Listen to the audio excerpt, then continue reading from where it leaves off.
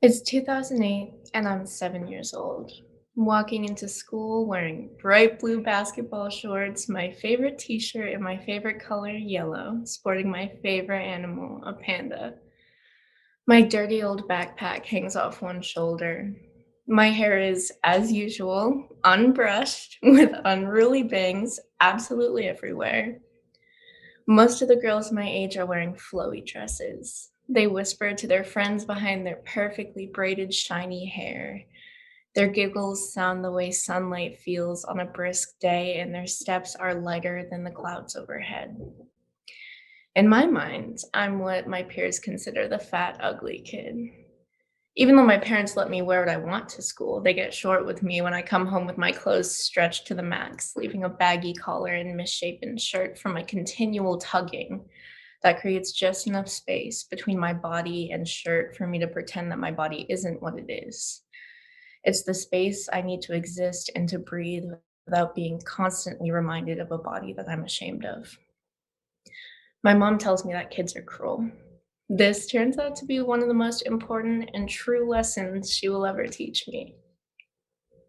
On this sunny day of first grade, playing in the yard with my best friend Kaylee, one of my basketball teammates walks up to me and tells me I'm fat. I'm only 7 years old, and I've already spiraled into a deep hatred for the body that carries me through the world. I don't see all the amazing ways that my body works for me. I'm a perfectly able child who has been playing sports and doing gymnastics before even my earliest memories.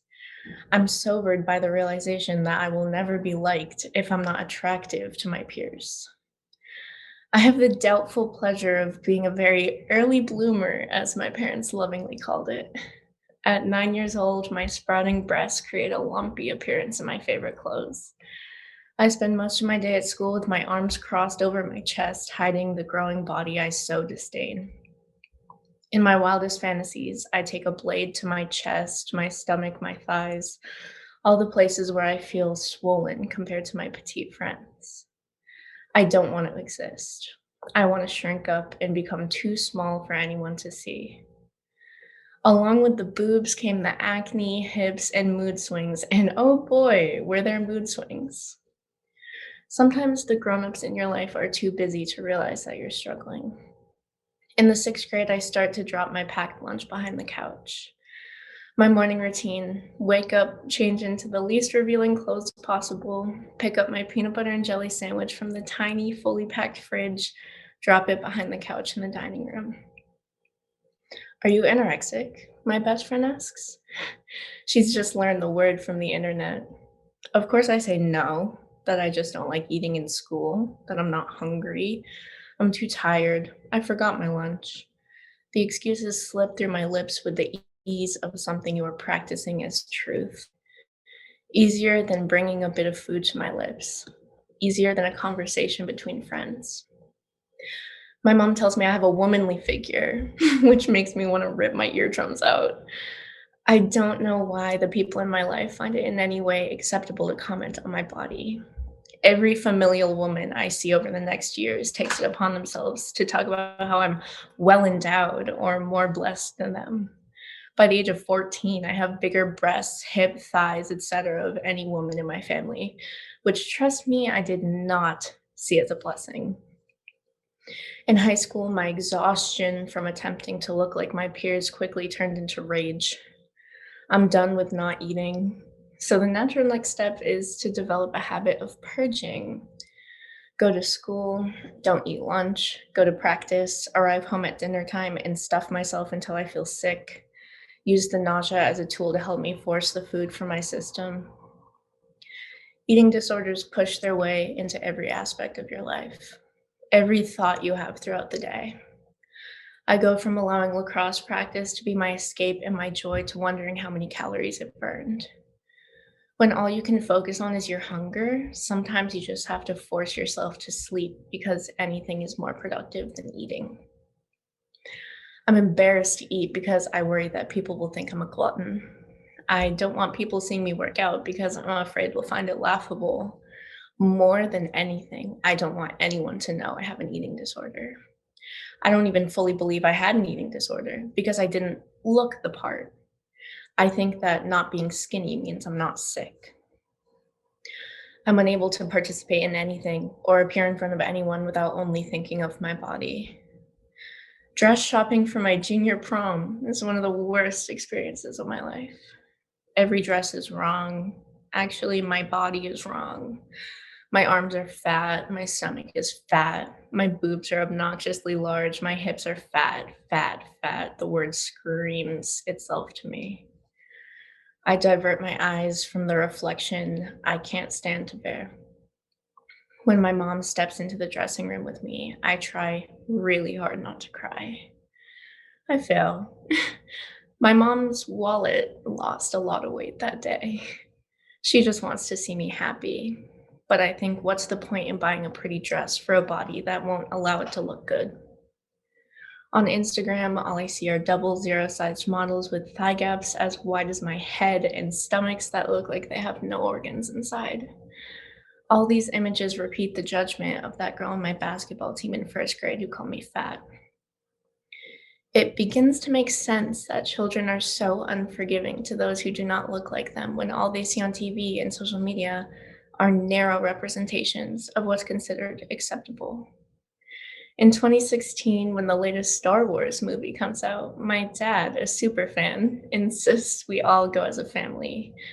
As much as I object at first, I end up going and actually love the movie. What I don't love is the media coverage I saw afterwards. Though three older actors returned for the movie, Carrie Fisher's the only one being criticized. Article after article saying she looks like shit, she's old, wrinkly, and fat. The men, in my opinion, look older, but I only see the relentless criticisms of the 6-year-old woman who doesn't have the same face or body as her 19-year-old self, playing Jabba the Hutt's bikini-clad slave over 30 years ago. This really sparks my interest in the subject. Why are women treated as if they're only worth however good they look? It's not until I'm a senior in high school that I begin to understand that there's a story being told again and again about how girls and women should look to be considered worthy. Women in society, on social media, and in daily life are reminded again and again, in case we forget, which we don't, how we need to look to avoid scorn and be considered worthy. Our brains are flooded with imagery of a certain female body type that's considered ideal, and we're made to believe anything else means we're falling short, that something is wrong, that our own body, our vessel, is incorrect, even if it functions for us flawlessly. From conversations with my friends and the emerging feminism on the internet, I begin to see how I'm being deceived. Some of these friends who I consider perfect tell me they feel the same kind of hatred for their bodies. I'm so jealous of you, they say. Your boobs are amazing. Your curves are to die for. They've been told they're sexless freaks with no tits or ass. We're all being put in the same box, societal standards, but created by who? Created to benefit who? I worked through 10 years of struggling in tears and self hatred to finally realize I'm being cheated. My body is not wrong in any way. One day I decided it's finally time to use my appearance to express myself rather than desperately trying to blend in. I fucking hate my hair. I say to my best friend Michaela, one of the most amazing and strong willed people I know. I'd been bleaching it and growing it out for years, chasing the hot blonde Barbie look. Then cut it, Michaela says. And that was the best advice anyone had given me in a long time.